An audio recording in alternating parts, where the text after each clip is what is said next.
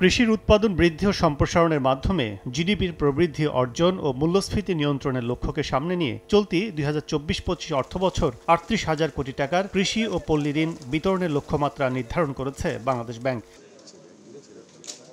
বৃহস্পতিবার কেন্দ্রীয় ব্যাংক আনুষ্ঠানিকভাবে তথ্য জানায়। খাদ্য নিরাপত্তা নিশ্চিতে গুরুত্ব দিয়ে এই অর্থবছর আগের বছরের তুলনায় ৮.৫৭% বাড়ানো হয়েছে কৃষি ঋণের পরিমাণ। কৃষি ও পল্লী ঋণের গুরুত্ব তুলে ধরে ব্যাংক কর্মকর্তারা জানান, মাথাপিছু আয় বৃদ্ধি, দারিদ্র্য বিমোচন, কর্মসংস্থান তৈরি ও অভ্যন্তরীণ বাজার তৈরিতে বিশেষ সহায়ক কৃষি ঋণ। ক্রেডিট নর্মস বাড়তেছে, একই ব্যক্তি ঋণ পাচ্ছে, সেখানে নতুন কৃষককে অনবোর্ড করার কোনো টার্গেট নাই।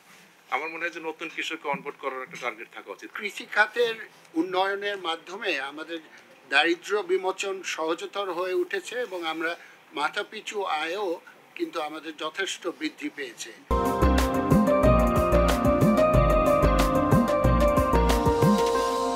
কৃষি কার্ডে উল্লেখ করে যে জমির পরিমাণ তার উপরে নির্ভর করে স্যার ঋণ দেওয়া হয়, বাট প্রচুর চাষি আছে স্যার, আমাদের ব্রাঞ্চ ম্যানেজাররা যারা ওইসব এলাকায় আছে তারা বলেন তারা তাদেরকে চেনেন এবং তাদের জমিগুলো বর্গাতে বা লিজে তাদের জন্য করা যায়। বাংলাদেশ ব্যাংকের গভর্নর জানান, প্রকৃত কৃষকরা যাতে ঋণ পায় তা সঠিকভাবে দেখভাল করতে হবে ব্যাংকগুলোকে। ডিজিটাল মাধ্যমে অর্থ দেওয়ার পরামর্শ দেন তিনি। পুষ্টিকর খাদ্যের যে অভাব সেটা কিন্তু ব্যাপকভাবে আছে, স্টান্টিং বাংলাদেশে ব্যাপকভাবে আছে, আমাদের এখানে ক্ষুধার্ত মানুষের সংখ্যা ব্যাপকভাবে আছে। কাজ করার জন্য আমাদের এগ্রিকালচার সেক্টরের দিকে ফোকাস না দিয়ে উপায় নেই।